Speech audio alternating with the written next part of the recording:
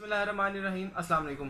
India में मजहबी इंतहा पसंदी जो है वो अब अरूज पे है और पहले भी इन्होंने नबी पाक सल्लल्लाहु अलैहि वसल्लम की शान में गुस्ताखी की है और उसकी सज़ा इनको ज़रूर मिलेगी। अब जो है वहाँ पे मजहबी इंतहा पसंदी इतनी है कि वो अपने अलावा किसी को वहाँ पे बर्दाश्त नहीं कर रहे। नारा ये लगाते हैं कि हम सेकुलर कंट्री हैं, लेकिन सेकुलर वाली इनमें कोई बात नहीं है। सिख जो है वहाँ पे उनके लिए भी रहना तंग हुआ हुआ है और जो मुसलमान है वहाँ के रहने वाले उन पर भी रहना जो है वहाँ पे तंग किया जा रहा है। आहिस्ता आहिस्ता मुस्लिम को टारगेट किया जा रहा है। उनकी जो मुकद्दसात हैं वहाँ पे जो मस्जिद हैं वहाँ पे उनकी बेहरमती की जाती है।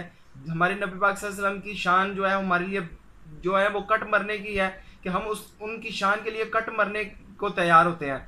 अब उन पे टारगेट किया जा रहा है। उसके बाद अब जो है वहाँ पे एक लड़की थी आरफीन फातिमा, जो एक इंडियन जर्नलिस्ट है। वो अपनी आवाज़ बुलंद कर रही थी मुसलमान के लिए और अपने नबी पाक सल्लल्लाहु अलैहि वसल्लम की शान के लिए।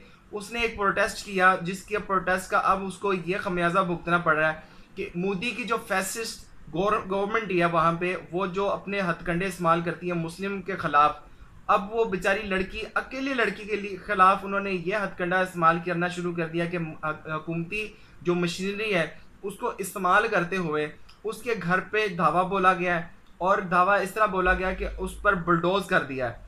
बुलडोज किया, उसका पूरा घर जो है वो मसमार कर दिया गया है। ये मोदी ने ये काम करना शुरू कर दिया है। अब ये इनका आखिरी वक्त शुरू होने वाला है। इसके बाद इनके साथ बात नहीं होगी, इनके साथ अब मुकाबला किया जाएगा। अब ये पछताएंगे ये किसको छेड़ रहे हैं। अगर ये अपने इस जो ये कर रहे हैं जो मुसलमानों के साथ कर रहे हैं, अगर ये इससे बाज ना आए तो इनके लिए अंजाम जो है वो बुरा होगा। इससे ये बाज आ जाए तो ये बेहतर होगा। मुसलमानों के लिए जो रहना तंग कर रहे हैं ये तंग ना करें तो अच्छा है। कश्मीर में ये जो कर रहे हैं इनके साथ फिर वही होगा जो किसी ज़माने में इनके साथ कारगिल में हुआ था, फिर ये बाज आएंगे। आज के लिए इतना ही, मिलते हैं अगली वीडियो में इंशाल्लाह। ज़िंदगी नहीं तो अल्लाह हाफिज़।